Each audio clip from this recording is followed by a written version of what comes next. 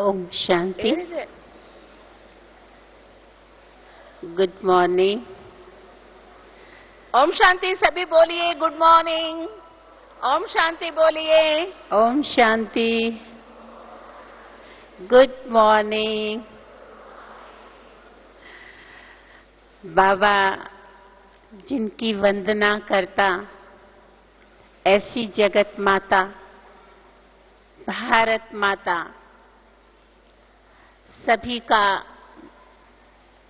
मधुबन भूमि में हार्दिक स्वागत है, स्वागत है, स्वागत है। बाबा ने जिस नजर से बहनों और माताओं को देखा, वो नजर भगवान की हम पर पड़ी। और बाबा तो कई बार हमें इष्ट देवी का भी सम्मान देते। तो हम अपने आप से पूछे, क्या हम इष्ट देवियां बन गए हैं? क्योंकि बाबा हमें इष्ट देवियां बनाना चाहता है। और हम सब भली भांति जानते हैं कि देवियां जिनकी साल में 2 बार नवरात्र के रूप में पूजा होती, और वो देवियां जिनसे सारा विश्व कुछ न कुछ मांगते रहता, क्या हम वो देवियां अपने आप में भरपूर हो गई हैं? हम सब जानते हैं, वैसे तो पुरुष धन कमाते, लेकिन लक्ष्मी से सारी दुनिया धन मांगती। वैसे तो भाइयों को कहते हैं कि बहुत बुद्धि होती, लेकिन सारी दुनिया बुद्धि मां सरस्वती से मांगते। वैसे तो भाई लोग शारीरिक रूप से ज्यादा बलशाली होते, लेकिन सारी दुनिया शक्ति मां दुर्गा से मांगती। तो हम सब वो दुर्गाएं, वो लक्ष्मी, वो सरस्वती, वो गायत्री, वो इष्ट देवियां हैं जिन्हें भगवान भी सलाम करता है, जिन्हें भगवान भी याद करता है। और सबसे बड़ी बात तो ये कि जो संगम पर भगवान आया, तो भगवान ने वो ज्ञान कलश हम माताओं और बहनों के सिर पे रखा। तो इससे बड़ा भाग्य और क्या हो सकता कि भगवान हमें कितनी ऊंची नजरों से देख रहा है। तो हम अपने आप से पूछें, क्या हम अपने आप को इतना ऊंचा मानते हैं? अगर हम देवियां हैं, तो क्या हम देवियों में वो देवियों वाले गुण आ गए हैं? देवियों के सामने भक्त जाते हैं, मन में जो भी कामनाएं होती हैं, वो कामनाएं पूरी हो जाती हैं। क्या हम दूसरों की कामनाएं पूरी कर रहे हैं? क्या हम जान पाते हैं जो हमारे सामने आते कि इनके मन में क्या इच्छा है? कोई अशांत आए और हम जान जाएं और बात बात में ही उससे ऐसे शांति की प्रकंपन भर दे कि वो आत्मा शांत होके चली जाए और बार बार आए कि इनके पास जाने से तो बड़ी शांति का अनुभव होता है।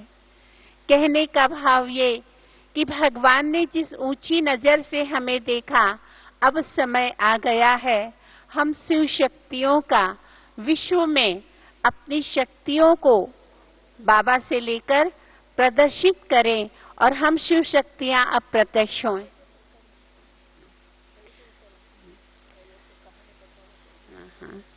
तो हम शिव शक्तियां अपने आप से पूछें कि वो हम शिव शक्तियां बन गई हैं। क्योंकि बाबा कई बार कहता है कि हमारे में शक्तियां कब आएगी, हम दूसरों की मनोकामना कब पूरी कर सकेंगे, जब अब हमारे मन में अपने प्रति कोई कामना बाकी नहीं होगी। अगर अब तक हमारा मन अपनी इच्छाओं या कामनाओं के प्रति भटक रहा है, तो हम दूसरों के मन की इच्छाओं को नहीं जान पाएंगे। तो हम अपने आप से पूछें, भगवान मिल गया, भगवान से इतना ऊंचा सम्मान मिल गया, भगवान से इतना ऊंचा वरदान मिल गया, तो क्या हमारे जीवन में संतुष्टता आ गई है? क्या हमारे सामने कोई आत्मा आती है, उसके मन के भाव को हम जान लेते हैं? अगर नहीं जान लेते हैं तो अब भी समय है, अब भी हम चाहें तो बाबा से शक्ति लेकर अपनी इच्छाओं कामनाओं को कम करके वो दैवी स्वरूप में स्थित हो सकते हैं, जिसकी वंदना 5000 वर्ष तक होगी। तो हम सभी अपने आप से पूछें भी और अपने आप से प्रण भी करें कि हमें तो वो इष्ट देवी और अपने अपने घर की इष्ट देवी अभी से बनना है। क्योंकि अगर अभी हम प्रयत्न करेंगे, अभी हम घर में लोगों को लगेंगे कि हाँ, हमारे परिवार के लोग कहेंगे कि इनके मुख से तो इतने मीठे बोल निकलते हैं, अगर पहले कड़वे भी निकलते थे तो अब मीठे निकलने लगे। हमारी दृष्टि सबके प्रति आत्मिक हो जाए, घर में जिसको जो चाहिए हम दे दें, यानी हम घर में इष्ट देवी हो गए। लेकिन इष्ट देवी कब बन पाएंगे? जब हमारे मन में सभी के प्रति आत्मिक भाव होगा। ये मेरा पति है, ये मेरा बेटा है, नहीं, सभी आत्माएं हैं। और उसके लिए सबसे पहली बहुत जरूरी बात है कि हमारे जीवन में क्षमा करना हमें आता हो। हमें किसी को भी कोई भी गलती हो हम माफ कर दें। देवियां अपने भक्तों पे नाराज नहीं होती, माफ कर देती हैं। हम भी देवियां हैं, और अगर हमने माफ करने की कला सीख ली तो हम परायों को भी अपना बना सकते हैं। एक घर में नई बहू आई और उसे पूरे घर के लोगों के लिए खाना बना के खिलाना था। बहू पहले दिन आई थी, खाना बनाया। सबसे पहले ससुर जी खाना खाने आए। जैसे ही पहला कौर खाया, उन्होंने थाली उठा के फेंक दी। कहा, पता नहीं किस घर की लड़की को लेके आए हैं, इसे तो खाना ही बनाना नहीं आता है, न दाल में नमक है न सब्जी में नमक है। और इस तरह जब गुस्सा किया तो जो सास थी वो दौड़ते दौड़ते आई और कहा, उस बिचारी को क्यों डांट रहे हो? उसको मैंने बताया था कि तुम्हारे ससुर को हाई ब्लड प्रेशर है, डॉक्टर ने नमक खाने को मना किया है, इसके लिए उसने दाल सब्जी में नमक नहीं डाला। और जब उन्होंने ये सोचा, ये सुना, तो उन्होंने कहा, तब तो मुझसे बहुत बड़ी गलती हो गई। पहले ही दिन आई है, क्या सोचती होगी कि कैसे घर के लोग हैं। और यानी उन्होंने सॉरी फील की। और जब ससुर जी भोजन करके चले गए तो वो बहू दौड़ते दौड़ते आई और सास के पैर पकड़ के रोने लगी। सास ने पूछा, तुम क्यों रो रही हो? कहा कि माताजी, आपने तो मुझे ये बात नहीं बताई थी कि ससुर जी को हाई ब्लड प्रेशर है, लेकिन फिर भी आपने मुझे बचा लिया। तो सास ने कहा, अगर तुम्हारे जगह मेरी बेटी होती तो क्या मैं उसको नहीं बचाती? क्योंकि समाज में, परिवार में ये नियम होता है कि पहले दिन जो गलती होती है, सारा जीवन वही गलती के बारे में बताया जाता है कि ये तो पहले दिन आई थी, पहले दिन से इसने गलती करना शुरू किया। तो सारे जीवन ये तुम्हारे से जब भी गलती होती तो तुम्हें टोकते रहते, इसके लिए मैंने तुम्हें इस तरह से बचा लिया। और उस दिन के बाद वो एक छोटी सी घटना ने उस बहू को अपनी सास के लिए, सास नहीं मां बना दिया। कोई भी उसकी सास के बारे में कुछ कहता तो कहती, मेरी मां के बारे में नहीं कहना, यानी अपना बना लिया। एक गलती को अगर हम क्षमा कर देते हैं तो एक आत्मा को जीवन भर के लिए अपना बना लेते हैं। और हम सब घर परिवार में रहते हैं, अलग अलग संस्कार की बहुएं आती हैं, अलग अलग संस्कार की और आत्माएं हमारी अपनी भी होती हैं। तो अगर हम, जब भगवान हमें इतना बड़ा वरदान दे ही रहा है, तो हम कोशिश करें कि हम लोगों को क्षमा करते चलें, माफ करते चलें। हम किसी को भी परिवर्तन गुस्से से उल्टा बोल के नहीं कर सकते। और जब भगवान ने वरदान ही दिया है देवी बनने का, तो औरों को भी तो हमें देवी और देवता बनाना है। तो दूसरों को देवी देवता कब बना पाएंगे? जब हमारे अंदर दूसरों के प्रति क्षमा भाव होगा। क्योंकि आज मनुष्यों के अंदर आत्मबल नहीं है, मनोबल नहीं है। अगर किसी ने कोई गलती की, उसको हम कह देंगे कि आप ये गलत कार्य करते हो, आप अपनी आदत को सुधार लो। वो क्या कहेगा? तुम्हारे में मैं 5 गलती गिना देता हूँ, तुम तो मेरे एक गलती के बारे में बोल रहे हो।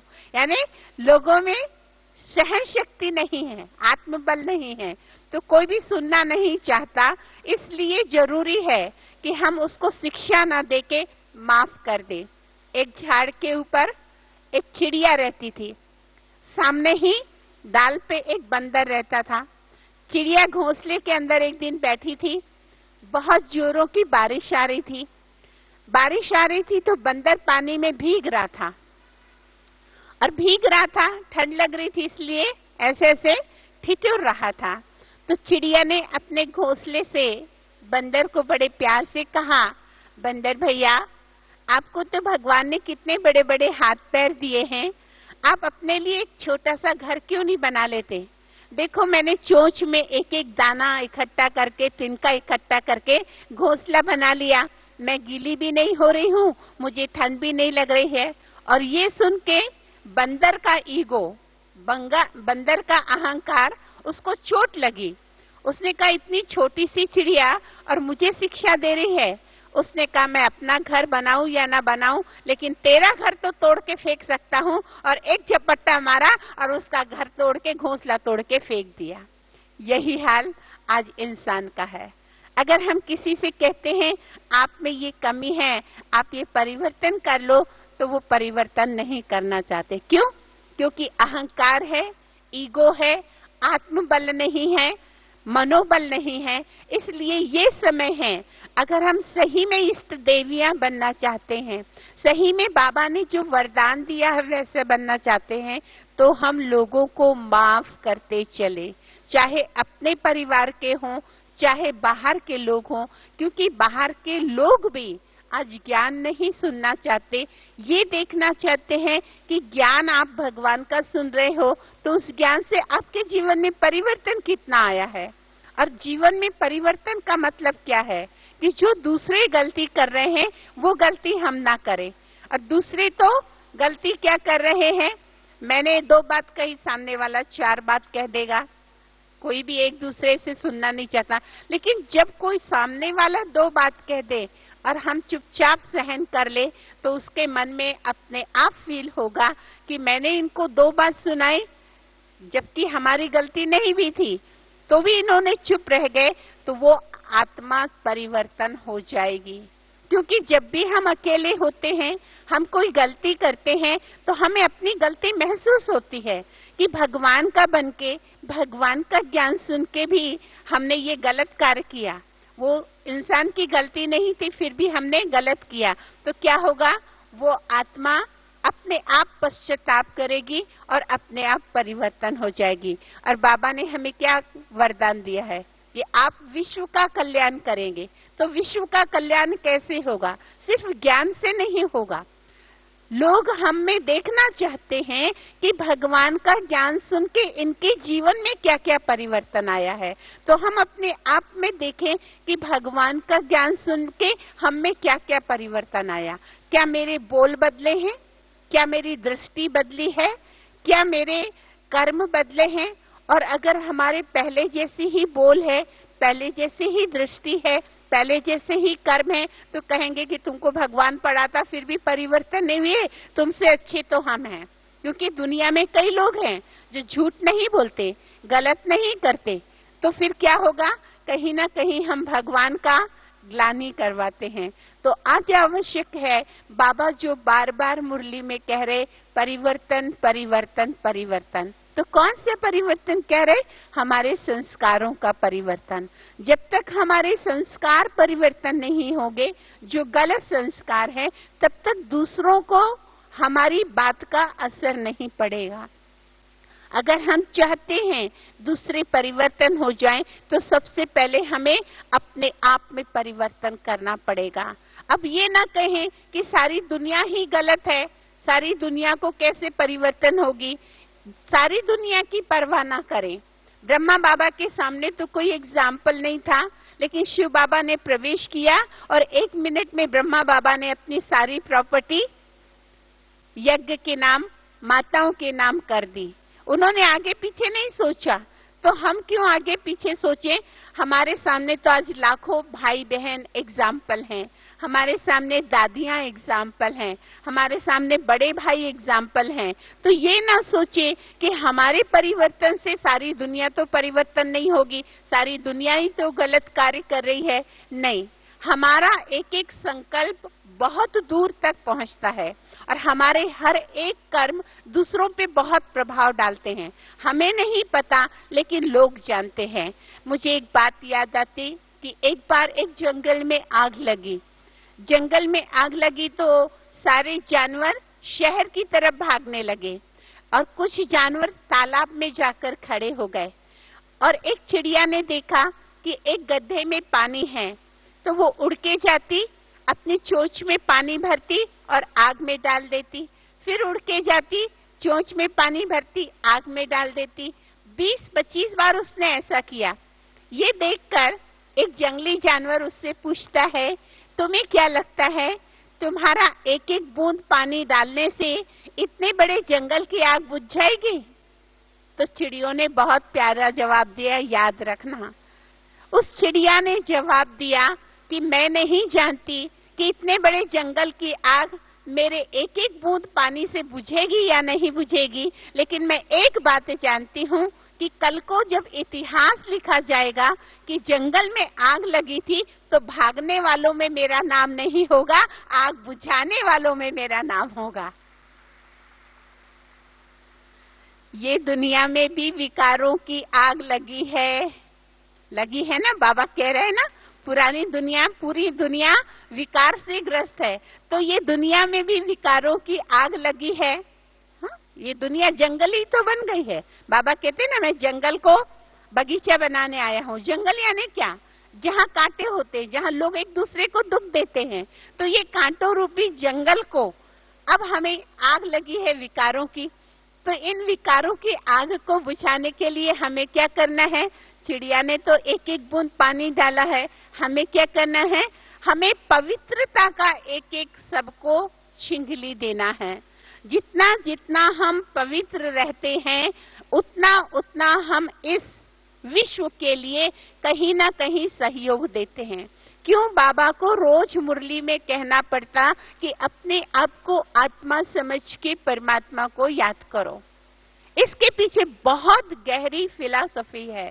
जितना जितना हम अपने आप को आत्मा समझते हैं और बाबा की याद में रहते हैं, यानी बाबा के साथ रहते हैं, तो बिना कहे ही बाबा की जो पवित्र वाइब्रेशन है, बाबा की जो शक्तियां हैं, वो अपने आप विश्व में फैलते रहती है। और वो पवित्र किरणें कहीं ना कहीं प्रकृति के 5 तत्वों को भी पावन करती है, आत्मा को भी शांति सुख प्रदान करती है। अभी 24 तारीख को जो विदेशियों के लिए बाबा की मुरली चली, उसमें बाबा ने यही कहा कि आपको अब आत्माओं को देना है। क्या देना है? सुख देना है, शांति देना है, प्रेम देना है, शक्ति देना है, आनंद देना है। जब भी योग करते हैं तो योग हम करेंगे तभी तो हम विश्व को दे सकेंगे। और विश्व में आग तो लगी है, तो भले ही ये दुनिया की आग बुझे या ना बुझे, बुझेगी जरूर, क्योंकि भगवान कह रहा है। अगर ना भी बुझे तो भगवान की लिस्ट में तो हमारा नाम आ गया कि जब दुनिया में विकारों की आग लगी थी, तो ये आत्माएं वो हैं जिन्होंने भगवान को साथ देकर, पवित्र रहकर, भगवान से योग लगाकर इस दुनिया को पावन बनाने के लिए मदद की थी। और उसका इनाम तो हम सब जानते ही हैं कि भविष्य 21 जन्म हमें राजाई मिलेगी। तो राजाई ऐसे ही तो नहीं मिलेगी, राजाई मिलने के लिए कुछ तो पुरुषार्थ करना है। और वो पुरुषार्थ यही है कि हम ज्यादा से ज्यादा समय अपने आप को आत्मा समझ के बाबा को याद करें। और जब वो याद करते हैं तो ऑटोमेटिकली पूरे विश्व को हमसे, बाबा से हम पे और हमसे पूरे विश्व को वो पवित्रता की वाइब्रेशन जाती, जिससे दुनिया की आत्माओं को, प्रकृति के 5 तत्वों को, एडवांस पार्टी को, ग्रह नक्षत्रों को, सबको हमसे पवित्रता की वाइब्रेशन मिलती। तो अब समय है, जब मधुबन में आए हैं तो आप इतना ज्यादा अपने आप को शक्तिशाली बना लें, बाबा की शक्तियों से इतने भरपूर हो जाएं कि जब आप लौटें तो सब लोग कहें कि आप तो एकदम परिवर्तन होके आए।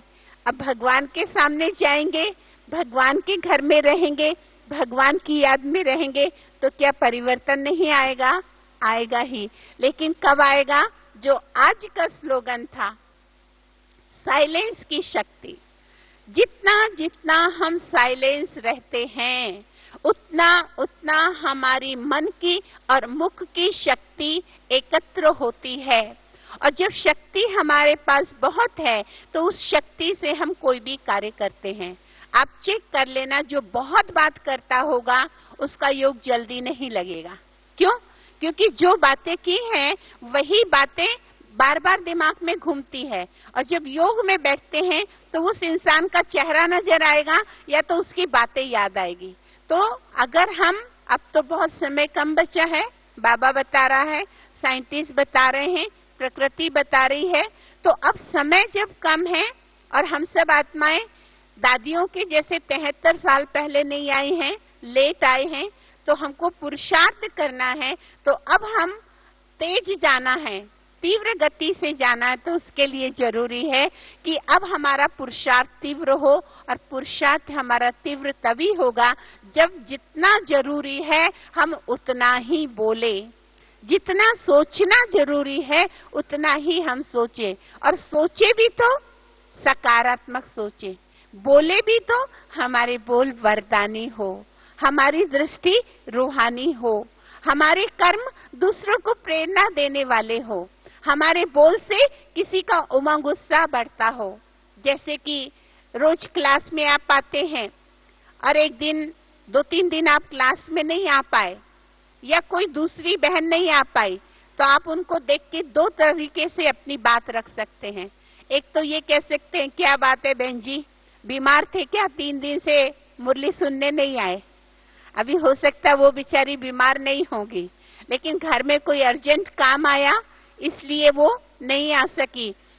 और जब मुरली सुन के जाएगी तो घर में सोचेंगी कि वो बहन जी कह रही थी कि बीमार हो क्या, चेहरा पीला नजर आ रहा, तो क्या करेगी? बार बार आईने में अपनी आंख देखेगी, मुझे कहीं पीलिया तो नहीं हो गया, पीला हो गया चेहरा। कह रही थी बीमार नहीं थी, लेकिन सुबह से शाम तक सोच सोच के मेरे को बीमार, उन्होंने कहा शायद मैं बीमार हूँ, हाँ मुझे बुखार लग रहा है, और शाम को तक सही में बुखार आ जाएगा।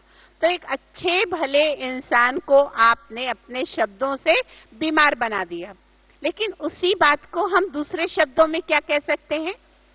बाबा जो हमें सिखा रहा, पॉजिटिव बोलो, सकारात्मक बोलो। क्या बात है बहन जी, 2-3 दिन से मुरली सुनने नहीं आए, लगता है घर में बहुत योग किया, आपकी तो आत्मा चमक रही है, चेहरा चमक रहा है। हो सकता है उसने 3 दिन योग नहीं किया होगा, उसके घर में कोई प्रॉब्लम आई होगी, गेस्ट आए होंगे, तो क्या सोचेगी, अरे मैंने तो 3 दिन योग नहीं किया, फिर भी बहन जी को मेरी आत्मा चमकते दिख रही थी, मेरा चेहरा चमकते दिख रहा था, जब नहीं करके इतना चमकते दिख रहा है तो कल से मैं योग करूंगी। तो क्या होगा, वो कल से 2 घंटा योग करने लगेगी। तो हमारे बोल ने क्या किया? हमारे बोल ने एक ठंडे पुरुषार्थी को तीव्र पुरुषार्थी बना दिया। तो हम अपने आप से चेक करें, अपने आप से चेक करें कि बाबा ने हमें वरदानी बनाया है, तो मेरे बोल वरदानी है, मेरे कर्म दूसरों को प्रेरणा दे रहे हैं, मेरी दृष्टि सबके प्रति रूहानी है। और जब ये तीनों चीज हो जाएगी तो सही में बाबा जो हमें मास्टर भगवान, मास्टर भगवती का वरदान दे रहे हैं, वो हम बन जाएंगे। क्योंकि मास्टर भगवती या मास्टर भगवान नेक्स्ट टू भगवान का ही पद है। तो हम मास्टर भगवती कब बनेंगे? जब भगवान की जैसी हर बातें हम में हो जाएगी। अब बाबा क्या करता है? बाबा पूरे साल में 365 दिन में सिर्फ 11 बार आता है। सबको पता है ना, 10 बार भारतवासियों के लिए, 1 बार विदेशियों के लिए। तो बाबा के जैसे अगर हमें मास्टर भगवती बनना है तो हमें 3 बातें बाबा की याद रखना है। बस जिसने ये 3 बातें याद रख ली वो मास्टर भगवान मास्टर भगवती बन जाएंगे। पहली बात, बाबा 365 दिन में देह में सिर्फ 44 घंटे रहता है। एक बार में 4 घंटे की गिनती करें तो 11 बार आता है। कभी कभी बाबा 12 बजे तक भी रहता है। तो सारे गिनेंगे तो एक साल में 44 घंटे सिर्फ बाबा इस देह का आधार लेता है। 44 छोड़ दीजिए, हम जिस दुनिया में रहते हैं इतना कम समय रह के हम जीवन में नहीं चल सकते। आप 400 घंटे ले लीजिए, 400 घंटे हम इस देह में रहें साल भर में तो कितना होगा? मैं समझती हूँ 1.25 घंटे से ज्यादा नहीं होगा। तो 24 घंटे में अगर हम 23 घंटे हम आत्मिक स्थिति में रहते हैं, 1.25 घंटे देह में रहते हैं। आए जरूरी जहां है वहां बोल दिया, अपना काम किया, बाबा से योग लगाया। पहला तरीका कि हम कम से कम देह में रहे, यानी ज्यादा से ज्यादा आत्मिक स्थिति रहे। पहली बात बाबा की ये हो गई। दूसरी बात बाबा की कि बाबा 365 दिन में सिर्फ 44 घंटे बोलता है। 44 घंटे भी नहीं, 1 घंटा तो बाबा को वरदान देने में, सबको दृष्टि देने में जाता है। चलो फिर भी 44 घंटे गिन लीजिए तो पूरे साल भर में बाबा 44 घंटे बोलता है। आप 400 घंटे ले लो, आप रोज दिन में सिर्फ 1 घंटा बोलो, 23 घंटे आप मौन रखो, आप मास्टर भगवान मास्टर भगवती बन जाओगे। 100%। क्यों? इसके पीछे बहुत गहरा साइंटिफिक रीजन है कि जो साधु संत जिन्हें परमात्मा का सत्य परिचय नहीं है, वो भी जब तपस्या करते हैं और तपस्या करके निकलते हैं, तपस्या में क्या करते हैं? मन का भी मौन, मुख का भी मौन, और ऊपर वाले को याद करते हैं। तो जब वो तपस्या करके निकलते हैं, सामने कोई भी आता है, उसको जो भी वरदान देते हैं वो वरदान सिद्ध हो जाता है ना। साधु संत जो तपस्वी होते हैं वो जो बोल देते हैं वो कार्य हो जाता है। क्यों? क्योंकि उनकी मन की और मुख की शक्ति को उन्होंने एकत्र किया। तो वही फॉर्मूला यहाँ है। भगवान ज्यादा नहीं बोलता, हम भी ज्यादा नहीं बोले। जब हम कम बोलते हैं, दिन में कम से कम बोलेंगे, और जब बोलेंगे तो हमारे शब्दों में वो असर होगा जो दूसरों को प्रभाव डालेगा, या दूसरे शब्दों में कहें कि हमारे बोल वरदानी बन जाएंगे। तो अगर हमें मास्टर भगवती बनना है तो ये दूसरी बात याद रखें। हाँ, आपका काम ऐसा है कि बिना बोले नहीं चल सकता। जैसे टीचर बहनों को तो 3 बार 4 बार 5 बार मुरली सुनने आएंगे तो सुनाना ही है, कोर्स कराना ही नहीं, वो बात अलग है, ज्ञान की बात अलग है। लेकिन ज्ञान को छोड़कर अननेसेसरी बातों में जो हम बहुत बोलते हैं या बहुत सोचते हैं, वो ज्यादा ना बोलें, वो ज्यादा ना सोचे, तो बहुत शक्ति हमें एकत्र होती है। और जब वो शक्ति एकत्र होगी, आपके सामने जो आएगा उसको आप जो बोलेंगे वो वरदान हो जाएगा। तीसरी बाबा की बात जो सबसे ज्यादा हमें नोट करनी है कि बाबा जब सामने बैठा होता है तो हरेक को देख के बाबा मुस्कुराते रहता है। दादी आएंगी, उनके गले लगेगा, बाबा के चेहरे की मुस्कान वही है।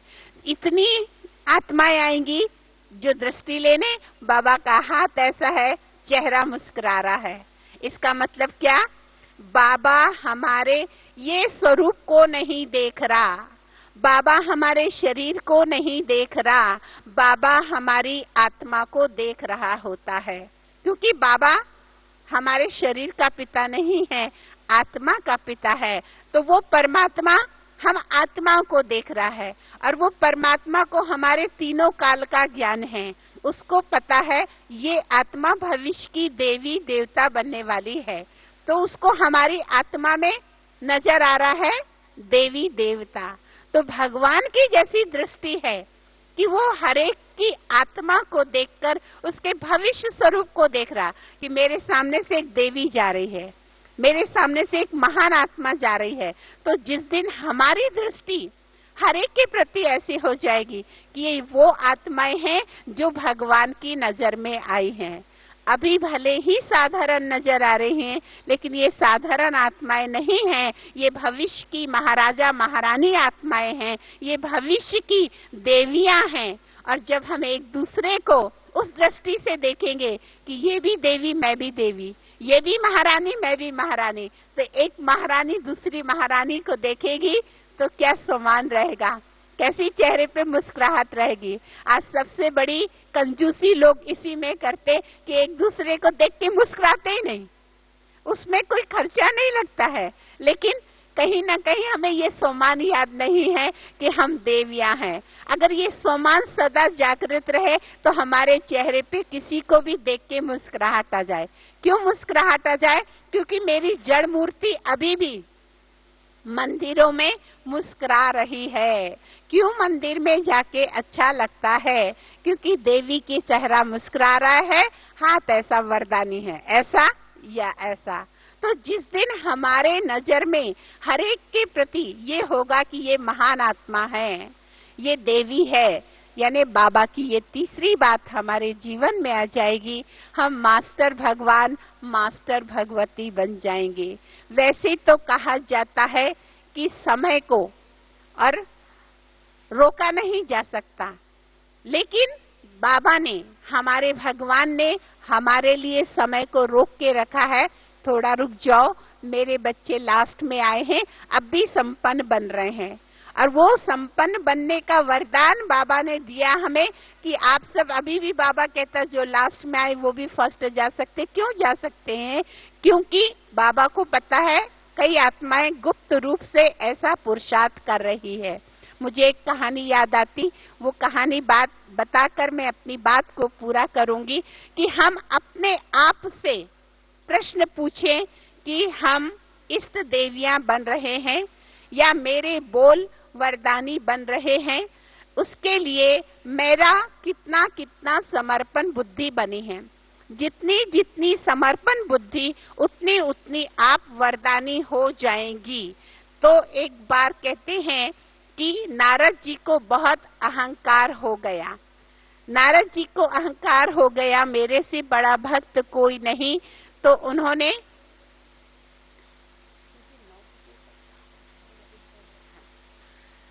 नारद जी को अहंकार हो गया, मेरे से बड़ा भक्त कोई नहीं। तो भगवान को पता चल गया कि नारद को अहंकार हो गया। भगवान को सब कुछ अच्छा लगता, अहंकार अच्छा नहीं लगता। एक राज्य से जा रहे थे, उस राज्य में सब लोग दुखी थे, धन धान्य संपदा थी लेकिन दुखी थे। तो नारद ने पूछा, आपको भगवान ने सब कुछ दिया, दुखी क्यों हो? कहा, हमारे राजा के कोई पुत्र नहीं है।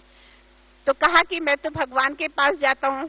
राजा के पास ले गए सब लोग। राजा ने कहा, मैं पूजा व्रत सब कुछ कर चुका हूँ, आप तो भगवान के पास जाते हैं, भगवान से पूछ के बता दीजिए मेरे नसीब में पुत्र का सुख है या नहीं। नारद जी भगवान के पास पहुंचे। भगवान ने कहा, नहीं नारद, उस राजा के नसीब में संतान का सुख नहीं है। नारद जी ने कहा कि मैं आपका इतना बड़ा भक्त हूँ, मेरी भक्ति के एवज में उसको एक बेटा दे दो। भगवान ने कहा, नहीं नारद, विधि के विधान को परिवर्तन नहीं किया जा सकता। अब छोटा सा मुंह लेके आ गए। नारद ने बता दिया कि भगवान कह रहे कि आपके नसीब में संतान नहीं है। उन्होंने कहा, कोई बात नहीं, इतनी प्रजा, इसमें से मैं किसी को अपना उत्तराधिकारी बना दूंगा। अब कुछ दिन के बाद वहां से एक फकीर जा रहा था और कह रहा था, मैं 4 दिन का भूखा हूँ, कोई 2 रोटी खिलाए तो उसको 1 पुत्र की प्राप्ति हो, कोई 4 खिलाए तो उसको 2 पुत्र की प्राप्ति हो। सैनिकों ने जब सुना तो उसे पकड़ के राजा के पास ले आए कि महाराज ये ऐसा बोल रहा था। राजा ने पूछा, तुम ऐसा बोल रहे थे? कहा, पता नहीं। कहा, तुम सच सच बताओ, बाहर ऐसा बोल रहे थे? कहा, पता नहीं। कहा, तुम पागल हो? कहा, पता नहीं। बोले, सच्ची बता दो, ये सैनिक कह रहे थे, तुमने ऐसा बोला है? कहा, मैंने नहीं बोला, मेरा ऊपर वाला मालिक बोल के गया होगा। मालिक यानी भगवान बोल के गया होगा। राजा ने सोचा, पागल लगता है, लेकिन 2-4 रोटी खिलाने में क्या जाता है। 2 रोटी खिलाई, खाना खा रहे थे, 2 रोटी खा के का बस पेट भर गया और वो फकीर चला गया। 9 महीने के बाद वो राजा को एक सुंदर पुत्र रत्न की प्राप्ति हुई। अब पूरे राज्य में खुशी मना रहे हैं, सब नगाड़े बजा रहे हैं।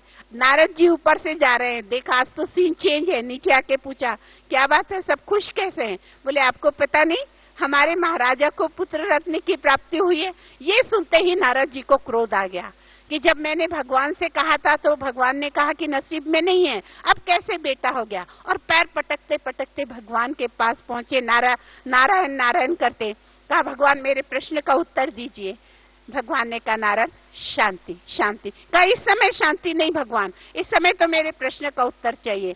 भगवान ने कहा तुम्हारे प्रश्न का उत्तर दूंगा, बस एक छोटा सा काम मेरा कर दो। कहा क्या करना, जल्दी बताओ। कहा मेरा शेर 4 दिन का भूखा है, उसके लिए थोड़ा सा इंसान का मांस ले आओ और सूरज ढलने के पहले लाना, उसके बाद मैं तुम्हारे प्रश्न का उत्तर दूंगा। और वो सिर्फ इंसान का मांस खाता है। फिर नीचे मृत्युलोक में आए, आवाज देने लगे कि भगवान का शेर भूखा है, कोई मांस दे दो, भगवान का शेर भूखा है, कोई मांस दे दो। आज के जमाने में कोई पानी नहीं पिलाता, कौन हाथ पैर काट के देगा? सारा दिन हो गया। शाम को उसी राज्य में पहुंचे जहां राजा को बेटा हुआ था, और उस दिन राजा ने उस फकीर का स्वागत करने को बुलाया था। वो फकीर राजमहल से बाहर निकला तो नारद ने देखा शाम तो हो गई है, लेकिन एक बार और आवाज दे लेता हूं। तो कहा क्या ये दुनिया में कोई ऐसा इंसान नहीं जो भगवान के भूखे शेर को अपना मांस दे? वो फकीर ने कहा इधर आओ। क्या कहा? भगवान का शेर भूखा है।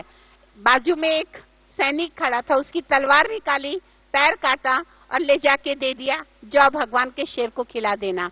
अब नारद वो कटा हुआ पैर लेके भगवान के पास गए। भगवान ने देखा तो भगवान हंस दिए। तो कहा अब क्यों हंस रहे हो, अब तो मैं ले आया तुम्हारे शेर के लिए मांस।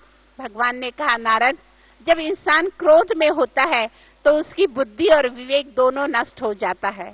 जब तुम मेरे पास आए तो तुम क्रोध में तिल मिला रहे थे। मैंने तुमसे कहा कि मेरा शेर भूखा है, तो तुमने ये नहीं सोचा कि जो भगवान सारी दुनिया को खिलाता है, क्या उसका शेर भूखा रह सकता है? दूसरी बात, जब मैंने तुमसे कहा कि मेरा शेर इंसान का मांस ही खाता है, तो तुमने ये नहीं सोचा कि क्या भगवान, सारी दुनिया के इंसान तो उसके ही बच्चे हैं, भगवान अपने बच्चों का मांस अपने शेर को खिलाएगा? यानी वहां तुम्हारी बुद्धि और विवेक नष्ट हो गए। और तुम्हें अब भी तुम्हारे प्रश्नों का उत्तर मिला या नहीं? नारद ने कहा अब तक तो आपने बताया नहीं। तब भगवान ने कहा तुम ये जानना चाहते थे ना कि वो राजा के बेटा कैसे हुए? वो राजा का बेटा इसलिए हुआ जिसका तुम कटा हुआ पैर हाथ में लाए हो। कहा मैं समझा नहीं। कहा तुम ये जानना चाहते थे कैसे हुआ?